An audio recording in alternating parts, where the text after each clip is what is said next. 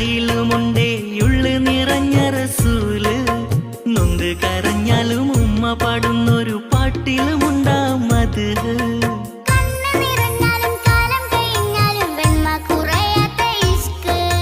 മനസ്സിലും മഹിയിലും നബി നിറയുമ്പോൾ ഇഷ്കിനെ ചേർത്തവർ കരകയറുന്നു.